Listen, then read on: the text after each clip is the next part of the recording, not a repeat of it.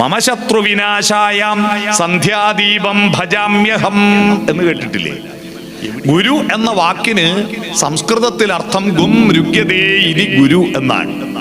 ഗും എന്ന് പറഞ്ഞാൽ അന്ധകാരം എന്നാണ് അർത്ഥം.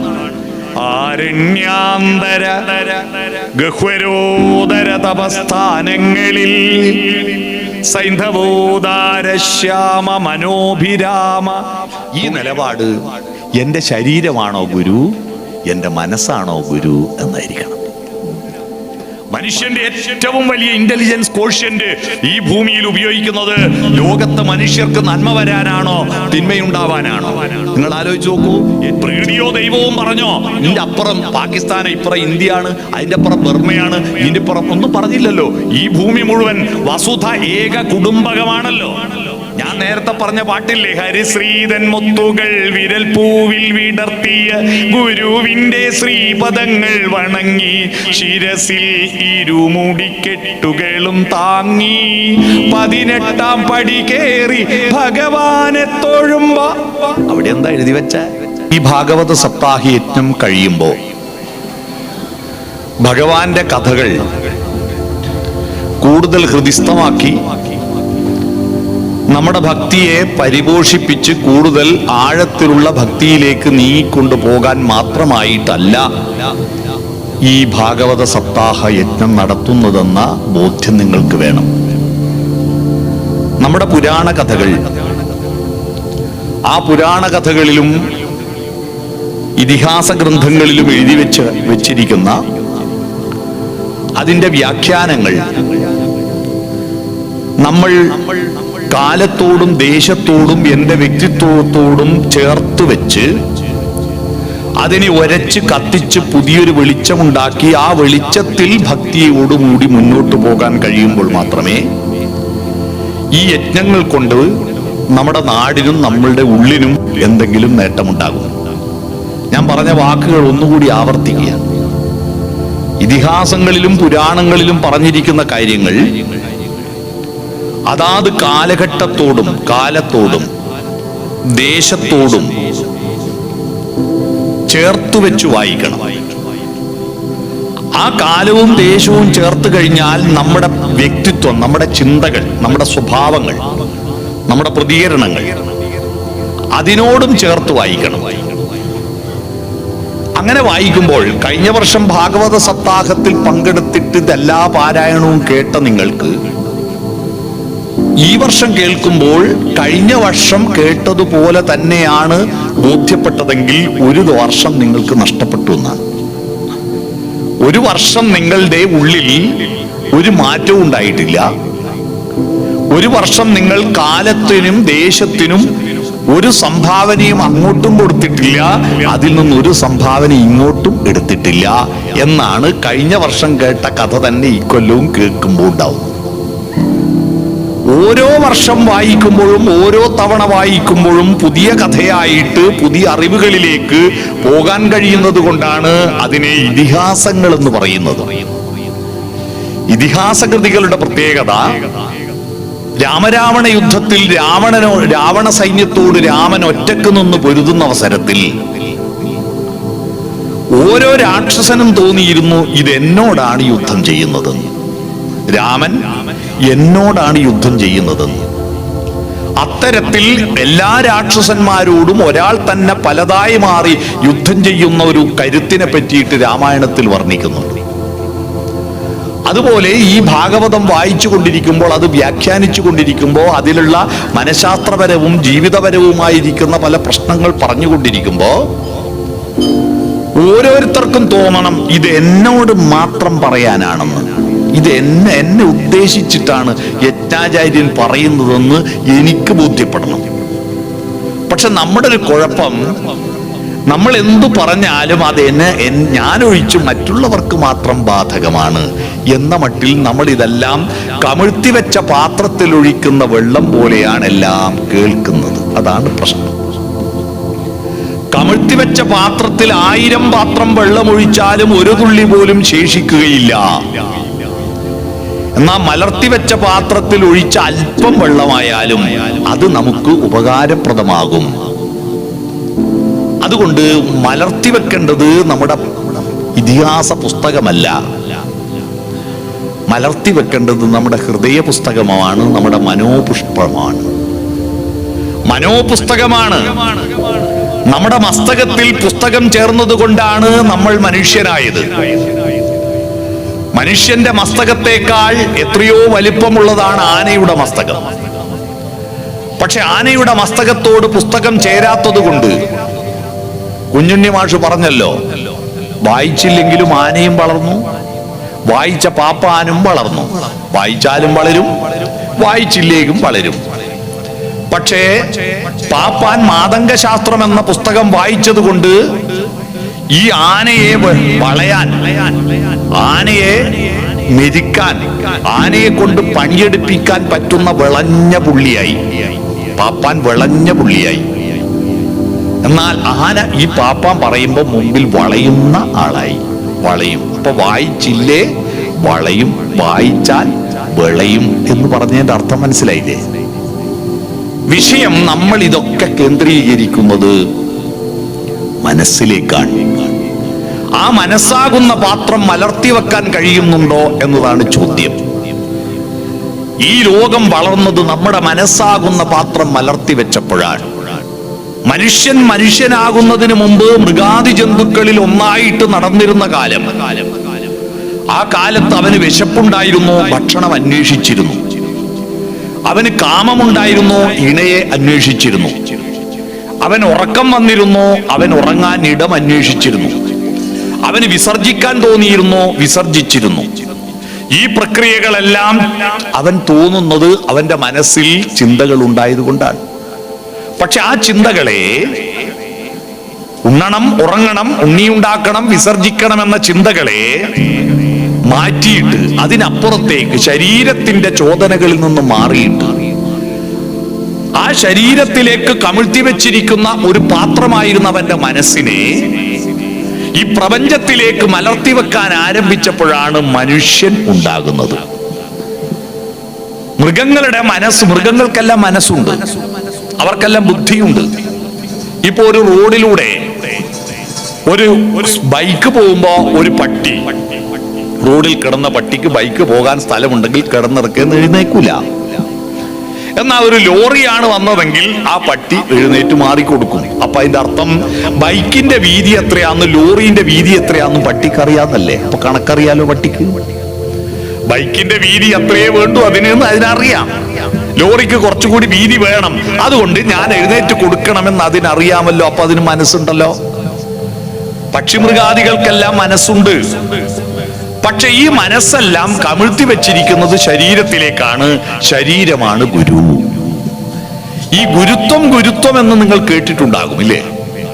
ഗുരുത്വം എന്ന് പറഞ്ഞാൽ നമ്മളെ അക്ഷരം പഠിപ്പിച്ച ഗുരുനാഥനെ പാദം തൊട്ട് നമസ്കരിക്കലും അദ്ദേഹത്തെ കാണുമ്പം മാടിക്കെട്ടയച്ചിടലും അഥവാ ബഹുമാനിക്കാൻ ഒന്നും പറ്റുന്നില്ല മുണ്ടയച്ചിടലുമാണ് ഗുരുത്വം എന്ന് വിചാരിച്ചു പോവാ പലരും. അല്ല, ഗുരുത്വം എന്ന വാക്ക് ചെറിയ കാര്യമല്ല. ഗുരു എന്ന വാക്കിന് സംസ്കൃതത്തിൽ അർത്ഥം ഗും രുഗ്യതേ ഇതി ഗുരു എന്നാണ്. ഗും എന്ന് പറഞ്ഞാൽ അന്ധകാരം എന്നാണ് അർത്ഥം. അന്ധകാരം പ്രവേശിക്കുന്നത് തടഞ്ഞു നിർത്തുന്ന പട്ടാളക്കാരനാണ് ഗുരു. എന്താണ് അന്ധകാരം? മൃഗതൃഷ്ണ. മനഃശാസ്ത്രജ്ഞന്മാർ പറയുന്നത് മനുഷ്യ ശരീരത്തിലെല്ലാം ഒരു തൃഷ്ണയുണ്ട്. ആ തൃഷ്ണയാണ് കാമക്രോധ ലോഭ മോഹ മത മത്സര്യങ്ങൾ എന്ന് കേട്ടിട്ടില്ലേ? ആ തൃഷ്ണകൾ നമ്മുടെ ഉള്ളിലുണ്ട്. അതാണ് നമ്മുടെ ശത്രു. വലിയ പണം ചെലവാക്കി ശത്രു സംഹാര പൂജ നടത്തി ഒരാൾ. ശത്രു സംഹാര പൂജ നടത്തിയിട്ടും ഒരു മാസം കഴിഞ്ഞിട്ടും ആ പൂജേന്റെ റെസീറ്റ് മുറിച്ച ആ വഴിപാടുകാരനോടും പൂജ നടത്തിയ പൂജാരിയോടും വന്ന് ചോദിച്ചു, ഞാൻ ഈ പൂജ നടത്തിയിട്ട് ഞാൻ ഉദ്ദേശിച്ച ആൾ ഇപ്പോഴും ഒരു പ്രശ്നമില്ലാതെ നടക്കുന്നുണ്ടല്ലോ. അയാളെ ഉദ്ദേശിച്ചിട്ട് അപ്പോ പൂജാരി പറഞ്ഞു, അപ്പൊ നീ ദൈവത്തിന് കൊട്ടേഷൻ കൊടുത്തതെന്ന് ഞാൻ മനസ്സിലാക്കിയിട്ടില്ല. ദൈവത്തിന് കൊട്ടേഷൻ കൊടുക്കുക, എന്റെ ശത്രുവിനെ കൊല്ലാൻ വേണ്ടിയിട്ട് കാശ് കൊടുത്തതാണ് വഴിപാട് എന്നാ ഇവൻ ധരിച്ചു വെച്ചിരിക്കുന്നത്. മമ ശത്രു വിനാശായാം സന്ധ്യാദീപം ഭജാമ്യഹം എന്ന് കേട്ടിട്ടില്ലേ? എവിടെയാ ശത്രു? ഈ ഭൂമിയിൽ മനുഷ്യൻ ഒരിടത്തും ഒരു ശത്രുവുമില്ല. അവന്റെ ശത്രു അവന്റെ ഉള്ളിലാണ്. ഇസ്രായേൽ ഇപ്പൊ ഹമാസിലേക്ക് ബോംബിടുന്നത്, അവിടെ കലാപം നടക്കുന്നത്, ആ ശത്രു ആരാ? നെത്യാഹു എന്ന് പറയുന്ന മനുഷ്യന്റെ ഉള്ളിലുള്ള കോപമാണ് ശത്രു, വിദ്വേഷമാണ് ശത്രു, വെറുപ്പാണ് ശത്രു. ആ ശത്രുവിനെ സംഹരിക്കാൻ പറ്റാത്തത് കൊണ്ടാണ് കൊച്ചുകുട്ടികളെ പോലും കൊന്നു തള്ളുന്നത്. ഉള്ളിലുള്ള ശത്രുവിനെ സംഹരിക്കാൻ കഴിയാത്തത് കൊണ്ടാണ്.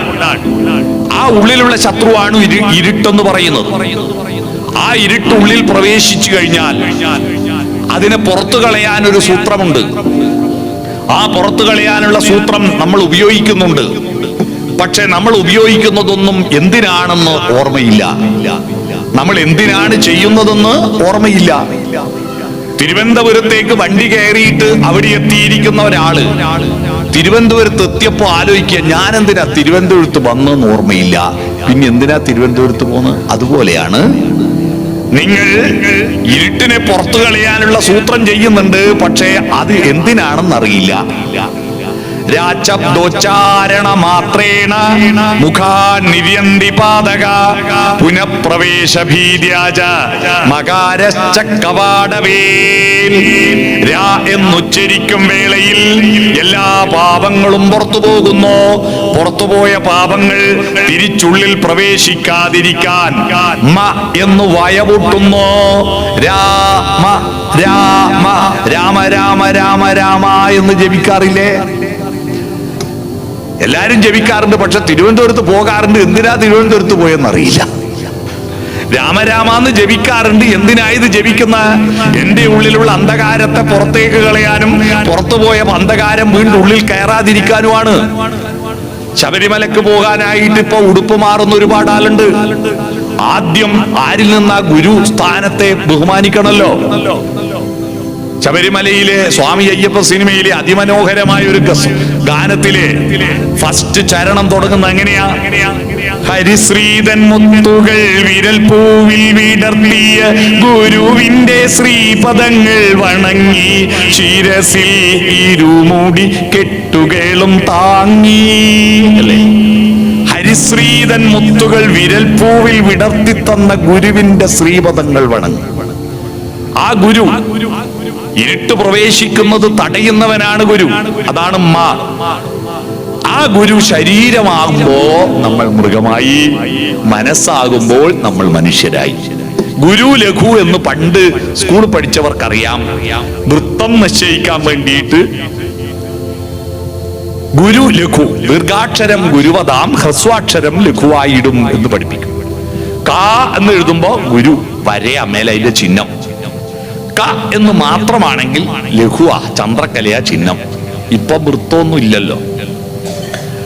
അപ്പോ ഈ ഗുരുവും ലഘുവും പണ്ട് പഠിപ്പിക്കും. ഗുരു എന്ന് പറഞ്ഞാൽ വലുത്, ലഘു എന്ന് പറഞ്ഞാൽ ചെറുത്. പ്രകൃതിയുടെ നിയമം വലിയത് ചെറുതിനെ നിയന്ത്രിക്കുക എന്നതാണ്. വലുത് ചെറുതിനെ നിയന്ത്രിക്കുക. നമ്മളൊരു ചെറിയ കുട്ടി, ആ കുട്ടിയെയും കൊണ്ട് ഈ ഉത്സവ സ്ഥലത്തേക്ക് വരുമ്പോ കുട്ടി റോഡിലേക്ക് ഓടുക. ഇപ്പൊ വലിയ ആളുകള് ഓടിക്കോട്ടെ, എന്തോ ചെയ്തോട്ടെ എന്നല്ലല്ലോ, ഇങ്ങോട്ട് വാ നിയന്ത്രിക്കുമല്ലോ. നിയന്ത്രിച്ചിട്ടും ഈ കുട്ടി അതനുസരിക്കാതെ റോഡിലേക്ക് പോയാൽ ഉടനെ പറയും എന്താ? കുരുത്തക്കേട് എന്ന് പറയും. കുരുത്തക്കേട് എന്ന് പറഞ്ഞാൽ എന്താ? ഗുരു ലഘുവിനെ പിടിച്ചു വലിക്കുമ്പോ ആ ഗുരുവിനെ അംഗീകരിക്കാതിരിക്കുന്നത് ഗുരുത്വക്കേട്. അതാണ് കുരുത്തക്കേടായത്. മനസ്സിലായോ? ഗുരുത്വക്കേടാണത്. ഭൂമി വലിയതാണ്, ആപ്പിള് ചെറുതാണ്. ആ ചെറിയ ആപ്പിളിനെ ഭൂമി വലിയ ആപ്പിള് പിടിച്ചു വലിക്കുന്നത് കൊണ്ടാണ് താഴോട്ട് വന്നതും ഐസക് ന്യൂട്ടന്റെ തലയിൽ കൊണ്ടതും. ഐസക് ന്യൂട്ടൻ ആപ്പിളിനോട് ചോദിച്ചു, നീ എന്താ എന്നോട് ഇത്ര വിരോധം എന്റെ തലയിൽ വീണത്? അപ്പൊ ആപ്പിള് പറഞ്ഞു, എനിക്കൊരു വിരോധമില്ല, എന്റെ മരവുമായിട്ടുള്ള ബന്ധം അറ്റപ്പോ താഴെ ആരോ പിടിച്ചു വലിച്ചു, ഞാൻ വലിച്ച വഴിയിലേ പോയി. പോയ വഴിയിൽ നിങ്ങൾ ഇരുന്നുകൊണ്ട് നിങ്ങളുടെ തലയിൽ വീണു, അത്രയേ ഉള്ളൂ, അല്ലാതെ എനിക്ക് നിങ്ങളോട് വിരോധമില്ല. നെക്സ്റ്റ് ക്വസ്റ്റ്യൻ, അടുത്ത ചോദ്യം ഭൂമിയോട് ചോദിച്ചു, അതാരാടാ പിടിച്ചു വലിച്ചത്? അപ്പൊ ഭൂമി പറഞ്ഞു, ഞാൻ പിടിച്ചു വലിച്ചതാ. എല്ലാ ഗുരുവും ലഘുവിനെ പിടിച്ചു വലിക്കും. സൂര്യൻ ഗുരുവായതുകൊണ്ട് ഭൂമിയെയും ഗ്രഹങ്ങളെയും പിടിച്ചു വലിക്കുന്നു. ഭൂമി ഗുരുവായതുകൊണ്ട് ചന്ദ്രനെ ഉപഗ്രഹത്തെ പിടിച്ചു വലിക്കുന്നു. അതുകൊണ്ടാണ് ഇങ്ങനെ ചുറ്റുന്ന. അതുപോലെ ആപ്പിൾ ചെറുതായതുകൊണ്ട് ഭൂമി പിടിച്ചു വലിച്ചു. അപ്പൊ വലുത് ചെറുതിനെ പിടിച്ചു വലിക്കും. അതാണ് ഭൂമിയുടെ ഗുരുത്വം. അതാ ഭൂഗുരുത്വം പിടികിട്ടിയോ? അങ്ങനെയാണ് ഈ ഭൂഗുരുത്വ ബലം കണ്ടെത്തിയത്. വലുത് ചെറുതിനെ പിടിച്ചു വലിക്കും. ഈ ഭാഗവത സപ്താഹം കഴിഞ്ഞ് തിരിച്ചു പോകുമ്പോ നിങ്ങൾ ഒരു നിലപാടിൽ എത്തിച്ചേരണം. ഈ നിലപാട് എന്റെ ശരീരമാണോ ഗുരു, എന്റെ മനസ്സാണോ ഗുരു എന്നായിരിക്കണം. പ്രകാശത്തിലേക്ക് പോകുന്നത് ആരാണ് എന്നാണ് ചോദ്യം. ഭാ എന്ന് പറഞ്ഞാൽ പ്രകാശമാണ്. പ്രകാശത്തിലേക്ക് ഗമിക്കാൻ കൊണ്ടുപോകുന്നവനാണ് ഭഗവാൻ. പ്രകാശത്തിലേക്ക് നമ്മളെ കൊണ്ടുപോകുന്നവനാണ് ഭഗവാൻ. ആ ഭഗവാന്റെ കീർത്തനമാണ് ഭാഗവതം. ആ പ്രകാശത്തിലേക്ക് നമ്മൾ നമ്മുടെ മനസ്സ് യാത്ര ചെയ്യുമ്പോ ശരീരത്തിന് അന്വേഷിക്കാൻ പറ്റിയ, കണ്ണുകൾക്ക് കാണാൻ പറ്റിയ പ്രകാശത്തിനപ്പുറത്തൊരു പ്രകാശമാണ്. കണ്ണുകൾക്ക് കാണാൻ പറ്റിയ പ്രകാശമല്ല, ഈ പ്രപഞ്ചത്തിന്റെ ആത്യന്തികമായ സത്യത്തിന്റെ ഒരു പ്രകാശമുണ്ട്. ആ പ്രകാശത്തെ അന്വേഷിച്ചിട്ടാണ് ആരണ്യാന്തര ഗഹ്വരോദര തപസ്ഥാനങ്ങളിൽ സൈന്ധവോദാര ശ്യാമ മനോഭിരാമ പുളിനോപാന്ത പ്രദേശങ്ങളിൽ ആരന്തർമുഖം ഇപ്രപഞ്ച പരിണാമോദ്ഭിന്ന സർഗക്രിയാസാരം തേടി അലഞ്ഞു പണ്ട് അവരിലെ ചൈതന്യമൻ ദർശനം. ആരണ്യാന്തരങ്ങളിൽ കാടുകൾക്കകത്ത്, ഗഹ്വരോദരങ്ങളിൽ ഗുഹിക്കകത്ത്, സൈന്ധവോദാര ശ്യാമ മനോഭിരാമ പുളിരോപാന്ത പ്രദേശം, സിന്ധു നദിയുടെ മനോഹരമായ കറുത്ത മണൽത്തിട്ടകളിൽ ആരാണോ അന്തർമുഖരായിരുന്നിട്ട് ഈ പ്രപഞ്ചത്തിന്റെ പരിണാമത്തിന്റെയും സർഗാത്മകതയുടെയും സാരമെന്തെന്ന് തേടി അലഞ്ഞത്, അവരുടെ ചൈതന്യമാണ് എന്റെ ചൈതന്യമെന്ന സർഗസംഗീതത്തിലെ ആദ്യത്തെ ശ്ലോകം വയലാർ എഴുതിയത് നമ്മൾ സ്കൂളിൽ പഠിച്ചിട്ടുണ്ടാകും. ഈ പ്രപഞ്ചം വികസിച്ചുകൊണ്ടിരിക്കുകയും പരിണമിച്ചുകൊണ്ടിരിക്കുകയും ചെയ്യുന്നതാണ്. ആ പ്രപഞ്ചത്തിന്റെ വികാസത്തിനനുസരിച്ച് എന്റെ ഹൃദയവും എന്റെ മനസ്സും വികസിക്കുകയും ഈ പ്രപഞ്ചത്തിന്റെ പരിണാമത്തിനനുസരിച്ച് ഞാനും മാറുകയും ചെയ്തിട്ടില്ലെങ്കിൽ ഞാൻ പ്രകാശത്തിന്റെ വഴിയിലൂടെ സഞ്ചരിക്കുന്നവനാവില്ല. ഈ ലോകം നിരന്തരം വികസിക്കുക. ജി ശങ്കരക്കുറുപ്പിന്റെ വിശ്വദർശനം എന്ന മനോഹരമായ ഒരു കവിതയുണ്ട്. ആ കവിതയിൽ അദ്ദേഹം പറയുന്നു, വന്ദനം സനാതനാനുക്രമ വികാസ പ്രപഞ്ചമേ. വന്ദനം ഹേ പ്രപഞ്ചമേ. എങ്ങനെയുള്ള പ്രപഞ്ചം? സനാതനാനുക്രമ വികാസ പ്രപഞ്ചം. സനാതനം എന്ന് പറഞ്ഞാൽ എന്താ? എല്ലാ കാലത്തേക്കും. നേർ വിപരീതം അധുനാതനം. ഇപ്പൊ മുമ്പിലുള്ളത് മാത്രമാണ് അധുനാതനം. സനാതനം എല്ലാ കാലത്തേക്കും. സനാതനാനുക്രമം, ക്രമമനുസരിച്ചിട്ട് വികസിക്കുന്ന പ്രപഞ്ചമേ.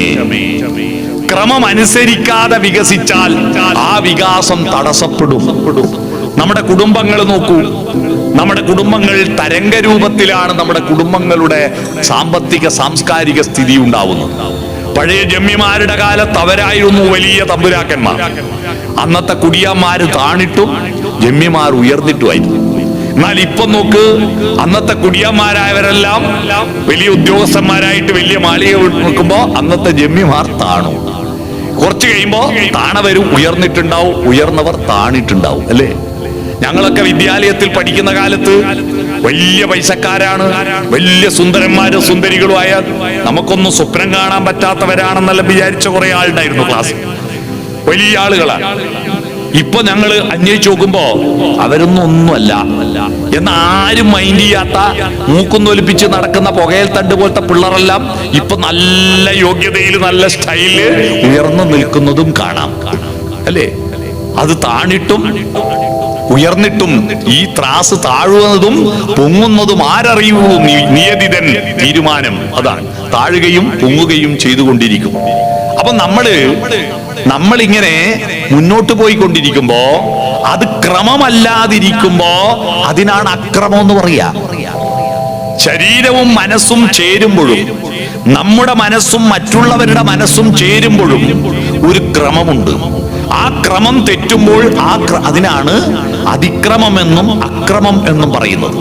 നമ്മുടെ നാട്ടിലുള്ള ആക്രമണങ്ങളെല്ലാം കാരണമാകുന്നത്, രാഷ്ട്രീയത്തിന്റെ പേരിൽ ആക്രമണം ഉണ്ടാകുന്നത് രാഷ്ട്രീയമല്ല ഉത്തരവാദി, മതത്തിന്റെ പേരിൽ ആക്രമണം ഉണ്ടാകുന്നതിന് മതമല്ല ഉത്തരവാദി, കുടുംബത്തിന്റെ പേരിൽ ആക്രമണം ഉണ്ടാകുന്നതിന് കുടുംബമല്ല ഉത്തരവാദി.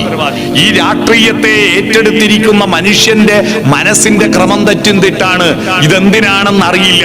അത് ക്രമമായിട്ട് വികസിക്കാതെ പെട്ടെന്നുണ്ടാകുന്ന ചൂടാവലുണ്ടാവുന്നു. മതം എന്താണെന്ന് അറിയില്ല.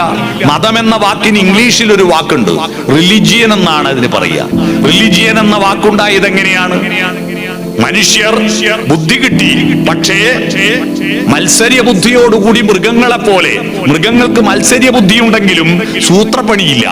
ബുദ്ധിയില്ലാത്തത് കൊണ്ട് അവർക്ക് സൂത്രങ്ങളിലൂടെ, ആയുധങ്ങളിലൂടെ മറ്റൊരാളെ ആക്ഷേപിച്ചിട്ടും പറ്റിച്ചിട്ടും നേട്ടമുണ്ടാക്കാൻ അറിയില്ല.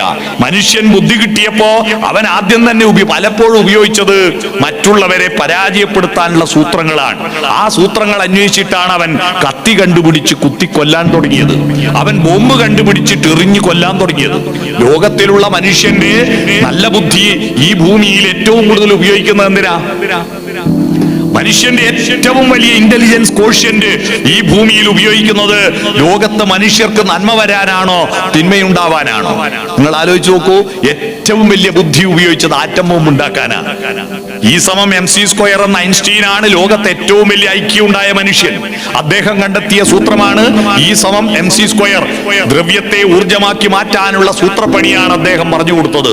ആ ദ്രവ്യമായിരിക്കുന്ന പിച്ച് ബ്ലൻഡ് അയിരിൽ നിന്ന് യുറേനിയം എന്ന ഘടകത്തെ ഉണ്ടാക്കുകയും, യുറേനിയത്തെ സമ്പുഷ്ടീകരിച്ച് റേഡിയം എന്ന ഘടകത്തെ ഉണ്ടാക്കുകയും, റേഡിയത്തെ പിന്നെയും വിഘടിച്ച് അതിന്റെ മർമ്മങ്ങളെ വിഭജിച്ച് ഇലക്ട്രോണുകളും പ്രോട്ടോണുകളും ഉണ്ടാക്കുകയും, ആ പ്രോട്ടോണുകളെ പിന്നെയും വിഭജിച്ചിട്ട് വമ്പിച്ച വിസ്ഫോടനങ്ങൾ ഉണ്ടാക്കുകയും ചെയ്യുന്ന സത്യം കണ്ടെത്തിയിട്ട് മനുഷ്യൻ നാഗസാക്കിയിലും പിന്നെ ഇവിടെ ഹിരോഷിമയിലും ബോംബിടുകയും ചെയ്തു. ഇപ്പോഴും ലോകരാജ്യങ്ങൾ ഏറ്റവും കൂടുതൽ കാശ് ചെലവഴിക്കുന്നത് മനുഷ്യരെ കൊല്ലാൻ വേണ്ടിയിട്ടുള്ള ബോംബ് നിർമ്മിക്കാൻ വേണ്ടിയിട്ടാണ്. ഇന്ത്യ അടക്കം ലോകത്തിലുള്ള സകല രാജ്യങ്ങളും അതിന്റെ ബജറ്റിൽ വിഹിതം നീക്കി വെക്കുന്നത് രാജ്യത്തിലെ മുഴുവൻ ആളുകൾക്കും കുടിവെള്ളം എത്തിക്കാനല്ല, മുഴുവൻ ആളുകൾക്കും ഭക്ഷണം എത്തിക്കാനല്ല. 40% ഫണ്ടും നീക്കി വെച്ചിരിക്കുന്നത് പട്ടാളത്തിന് വേണ്ടിയിട്ടാണ്. പട്ടാളം എന്തിനാണ്? കൊല്ലാൻ വേണ്ടിയിട്ടാണ്. ആരെ കൊല്ലാനാണ്? അപ്പുറത്തുള്ള മനുഷ്യൻ. ആരാ അപ്പുറത്ത്? ഈ അപ്പുറം ഇപ്പുറം ആക്കിയത് ആരാണ് ഈ അപ്പുറം ഇപ്പുറം ആക്കിയത്? പ്രകൃതിയോ ദൈവവും പറഞ്ഞോ ഇതിന്റെ അപ്പുറം പാകിസ്ഥാൻ, ഇപ്പുറം ഇന്ത്യയാണ്, അതിന്റെ അപ്പുറം ബർമയാണ്, ഇതിന്റെ അപ്പുറം ഒന്നും പറഞ്ഞില്ലല്ലോ. ഈ ഭൂമി മുഴുവൻ വസുധ ഏക കുടുംബകമാണല്ലോ. ഈ ഭൂമിയിലുള്ള മനുഷ്യരെല്ലാം ഒറ്റ കുടുംബത്തിൽപ്പെട്ടവരാണെന്നാണല്ലോ നമ്മുടെ ഭാരത തത്വശാസ്ത്രം പറഞ്ഞത്. ഞാനും നീയും രണ്ടല്ലെന്നല്ലേ പറഞ്ഞത്? ഞാനും നീയും രണ്ടല്ലല്ലോ, ഒന്നാണല്ലോ. അഹം ബ്രഹ്മാസ്മിയാണല്ലോ, തത്വമസിയാണല്ലോ. ഞാൻ നേരത്തെ പറഞ്ഞ പാട്ടില്ലേ, ഹരിശ്രീതൻ മുത്തുകൾ വിരൽ പൂവിൽ വിടർത്തിയ ഗുരുവിന്റെ ശ്രീപദങ്ങൾ വണങ്ങി ശിരസിൽ ഇരുമുടിക്കെട്ടുകളും താങ്ങി 18ാം പടി കേറി ഭഗവാനെ തൊഴുമ്പോ. അവിടെ എന്താ എഴുതി വെച്ച? അവിടെ എഴുതി വെച്ചത് തത്വമസീന. ശബരിമലയിൽ എഴുതി വെച്ചിരിക്കുന്നത് തത്വമസീന. തത്ത് എന്ന് പറഞ്ഞാൽ അതാണ്. ഏത്? നീ അന്വേഷിച്ചു വന്നത്. ത്വം എന്ന് പറഞ്ഞാൽ നീയാണ്. അസി ആകുന്നു, അത് നീയാകുന്നു. നീ ആ വഴിയിലേക്ക് പോയിട്ടൊന്ന് ഉടുപ്പ് മാറിയാൽ, ഒരു മാലയിട്ടാൽ, ഒരു മുദ്ര ധരിച്ചാൽ നീ എന്തായി? നീ സ്വാമിയായി. പിന്നെ അവരെ വിളിക്കുക സ്വാമി എന്നാണ്, അയ്യപ്പ എന്നാണ്. നമ്മളെല്ലാം സ്വാമിയാകും, നമ്മളെല്ലാം അയ്യപ്പനാകും, നമ്മളെല്ലാം തദാത്മാനം സൃജാമ്യഭാവമാകും. നമ്മുടെ ആത്മശക്തി ദൈവശക്തിയായി ഉയർന്നു വരും. എത്രയെത്ര ദൈവശക്തികളെ നമ്മൾ കണ്ടിരിക്കുന്നു. കൊറോണ കാലത്ത് എത്രയെത്ര മനുഷ്യർക്ക് ഭക്ഷണം എത്തിക്കാൻ, എത്രയെത്ര ആളുകളെ ആശുപത്രിയിൽ എത്തിക്കാൻ, എത്രയെത്ര ശവങ്ങൾ സംസ്കരിക്കാൻ ആത്മശക്തി അവതരിച്ചത് നിങ്ങൾ കണ്ടിട്ടില്ലേ? അതൊക്കെ ദൈവാംശങ്ങൾ തന്നെയാണ്. നമ്മൾ ദൈവമാകുന്നത് എപ്പോഴാണ്? നമ്മുടെ യാത്ര നമ്മൾ ഈ പ്രകൃതിയുടെ ഭാഗമായി നിൽക്കുന്ന അസത്തിൽ നിന്ന് ദൈവമാകുന്ന സത്തിലേക്കുള്ള യാത്രയാണ്. അതാണ് അസതോമാ സദ്ഗമയ. ആ സത്താണ് തിരിച്ചറിയാൻ കഴിയുന്ന ഒരേ ഒരു ജന്തു മനുഷ്യനാണ്. ഈ പ്രപഞ്ചത്തിലും എല്ലായിടത്തും നിറഞ്ഞു നിൽക്കുന്ന, നമ്മളെല്ലാം കൂട്ടിയിണക്കുന്ന ഒരു സത്ത്. ആ സത്തിനെ തിരിച്ചറിയാൻ കഴിഞ്ഞതുകൊണ്ടാണ് നമ്മൾ മൃഗമല്ലാതായി മാറിയത്. പ്രപഞ്ചത്തിലെല്ലാം നിറഞ്ഞു നിൽക്കുന്ന ഒരു പരമാത്മാവും എന്നിലിരിക്കുന്ന ഈ ജീവാത്മാവും, ഈ ജീവനും പരമാത്മാവും തമ്മിൽ കണക്ഷൻ ഉണ്ട്. ഞാനിത് സ്വന്തമായിട്ട് എവിടുന്നും വാങ്ങിക്കൊണ്ടൊന്നല്ല. എന്റെ ജീവാത്മാവ് എന്റെ അമ്മയിൽ നിന്ന് വന്നതാണ്. എന്റെ അമ്മയുടെ ജീവാത്മാവ് നാരായണി അമ്മയിൽ നിന്ന് വന്നതാണ്. അവരുടെ ആത്മാവ് അമ്മാളും അമ്മയിൽ നിന്ന് വന്നതാണ്. അവരുടെ ആത്മാവ് അവരുടെ അമ്മയിൽ നിന്ന് വന്നതാണ്. അപ്പോ ഈ പ്രപഞ്ചത്തിൽ ആദ്യത്തിലുണ്ടായ ഓരോ ജീവഗണത്തിലും ഉണർന്നുദ്ദീപ്തമായി ധർമ്മ സംസ്കാരോപാസന ശക്തിയായി ഒരു മാസ്മരിക ലോകമുണ്ട്. ഓരോ ജീവഗണത്തിലും ഒരു മാസ്മരിക ലോകമുണ്ട്. ആ മാസ്മരിക ലോകത്തിൽ ഒരു നാനോ ടെക്നോളജിയിൽ, ഒരു മൈക്രോയിൽ ഒരു മാക്രോയിനെ കാണിക്കാൻ ശ്രീബുദ്ധൻ എത്ര പറഞ്ഞു കൊടുത്തിട്ട് ശിഷ്യന്മാർക്ക് മനസ്സിലാവുന്നില്ല. അപ്പോഴാണ് ശിഷ്യനോട് പറഞ്ഞത് ഒരു ആലിന്റെ കുരു എടുത്തുകൊണ്ട് വരാൻ. വളരെ ചെറിയതാണ് ആലിന്റെ കുരു. ആ ആലിന്റെ കുരു വിഘടിക്കാൻ പറഞ്ഞു. വിഘടിച്ചു. അതിനൊക്കെ താൽമരം ഉണ്ടോ? ഇല്ല. എന്നാൽ ആ ആൽമരം നട്ടു നോക്കൂ. നട്ടാൽ മുളച്ചു വരും. മുളച്ചാൽ അതൊരു ആൽമരമാവുന്നില്ലേ? ഉണ്ട്. അപ്പോ ഓരോ ജീവഗണത്തിലും ഒരു മാസ്മരിക ലോകമില്ലേ? ഉണ്ട്. ആ മാസ്മരിക ലോകം നമ്മൾ കണ്ടെത്താൻ പരിശ്രമിക്കുമ്പോഴാണ് നമ്മൾ മനുഷ്യനാവുന്നേ. അല്ലാതെ എന്തെങ്കിലും ഒന്ന് കണ്ടാൽ എനിക്ക് തിന്നാനുള്ള വിഭവമാണോ, എനിക്ക് പണമുണ്ടാക്കാനുള്ള വിഭവമാണോ എന്ന് മാത്രം ചിന്തിക്കുമ്പോൾ നമ്മൾ മൃഗമാകും. ഒരു മനുഷ്യനെ കണ്ടാൽ ഉടൻ തന്നെ ആ മനുഷ്യനെ കണ്ടാൽ നമുക്കെന്താ?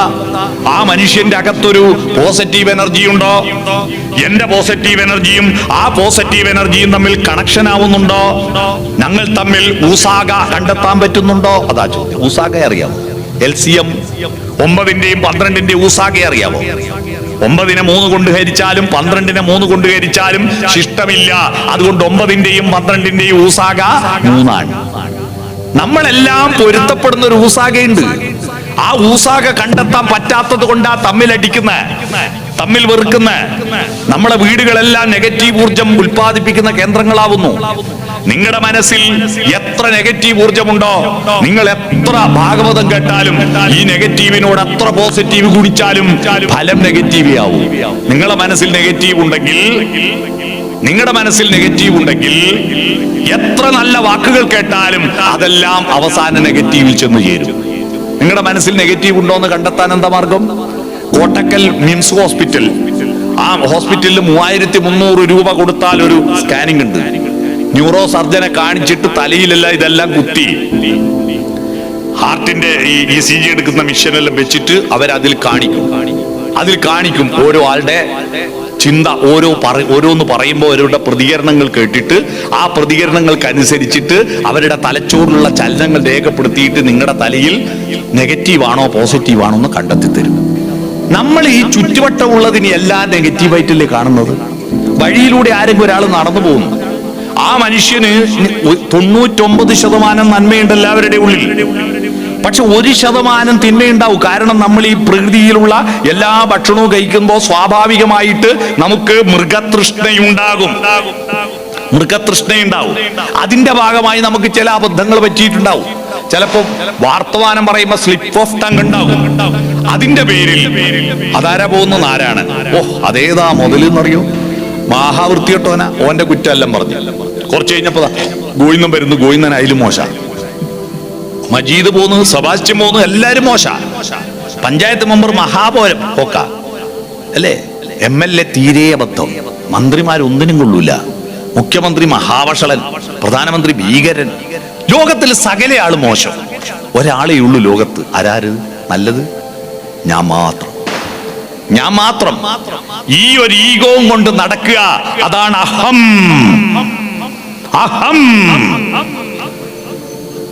മോഹം നിമിത്തം അഹം ബുദ്ധി കൈക്കൊണ്ട് മോഹം കലർന്നു ജന്തുക്കൾ നിരൂപിക്കും. ബ്രാഹ്മണോഹം നരേന്ദ്രോ അഹം ആഢ്യോ അഹമെന്ന അമ്രേഡിതം കലർന്നീടും ദശാന്തരേ. ജന്തുക്കൾ ഭക്ഷിച്ചു കാട്ടിച്ചു പോകിലാം, വെന്തു വെണ്ണീറായി ചമഞ്ഞു പോയിടിലാം, മണ്ണിനു കീഴെ കൃമികളായി പോകിലാം.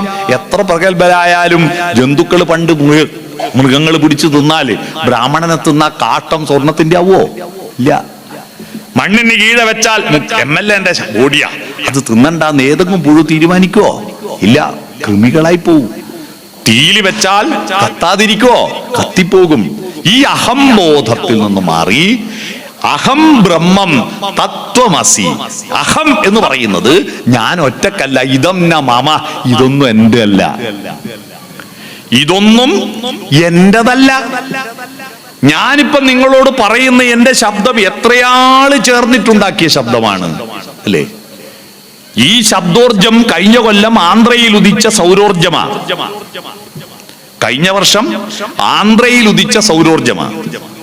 ആ സൗരോർജത്തെ അവിടത്തെ തൊഴിലാളികളും കർഷകരും അവിടത്തെ വയലിൽ നട്ട നെൽച്ചെടിയുടെ നെല്ലോലകൾ സൂര്യപ്രകാശത്തെ ഏറ്റുവാങ്ങി പ്രകാശ സംശ്ലേഷണം നടത്തി ഫോട്ടോ സിന്തസിസ് നടത്തി കാർബോഹൈഡ്രേറ്റ് ഉണ്ടാക്കി അന്നജമുണ്ടാക്കി നെല്ലിന്റെ കതിരിനുള്ളിൽ പാല് രൂപത്തിൽ കൊണ്ടുപോയി നിക്ഷേപിച്ച് ആ കതിരുകൾ കാറ്റേറ്റ് വെയിലേറ്റ് വിളഞ്ഞപ്പോ അവിടത്തെ തൊഴിലാളികൾ അത് കൊയ്തെടുത്ത് മെതിച്ച് നെല്ലാക്കി മില്ലിൽ കൊണ്ടേ കുത്തി അരിയാക്കി ചാക്കിൽ കെട്ടി ഹൈദരാബാദ് നിന്ന് ഗുഡ്സ് ട്രെയിനിൽ കയറ്റി സെക്കന്ദരാബാദ്, വിജയവാഡ, സേലം, ഈറോഡ്, കോയമ്പത്തൂര്, പാലക്കാട്, ഒറ്റപ്പാലം, ഷൊർണൂര്, പട്ടാമ്പി, കുറ്റിപ്പുറം, തിരൂര്, താനൂര്, പരപ്പനങ്ങാടി, ഫറോക്ക്, കോഴിക്കോട്, കൊയിലാണ്ടി, വടകര, മാഹിപ്പാലം, തലശ്ശേരി, മുഴപ്പിലങ്ങാട് FCI ഗോഡൌണിൽ കൊണ്ടുവന്ന് അവിടുന്ന് കൊട്ടിയൂര്, മാനന്തവാടി റൂട്ടില് ചിറ്റാരിപ്പറമ്പ് എന്ന് പറയുന്ന കൂത്തുപറമ്പിന്റെ അപ്പുറത്തെ ചിറ്റാരിപ്പറമ്പ് എന്ന് പറയുന്ന സ്ഥലത്തെ വാസു എന്ന് പറയുന്ന ഒരാളുടെ റേഷൻ പീടിയെ കൊണ്ടുവന്ന അരി എന്റെ വീട്ടിൽ വാങ്ങിക്കൊണ്ടുവന്നിട്ട് അരച്ചിട്ട് ചുട്ട 3 ദോശ പൊതിഞ്ഞിട്ട് ഞാൻ രാവിലെ 4:30 വീട്ടിൽ നിന്ന് പുറപ്പെടുമ്പോ എനിക്ക് തന്നിരുന്നു. അത് ഞാൻ വരുന്ന വഴിയിൽ ഷൊർണൂർ എത്തിയപ്പോ കഴിച്ചിരുന്നു. ആ കഴിച്ചതിന്റെ ഊർജമാണ് എന്റെ തൊണ്ടയിൽ കേൾക്കുന്ന ഒച്ച. ഈ പണിയെടുത്തവരും വണ്ടി കയറ്റിയവരും വണ്ടി ഓടിച്ചവരും എല്ലാം എന്റെ കുടുംബക്കാരാ, എന്റെ ജാതിക്കാരാ, എന്റെ മതക്കാരാ. ഇത്രയും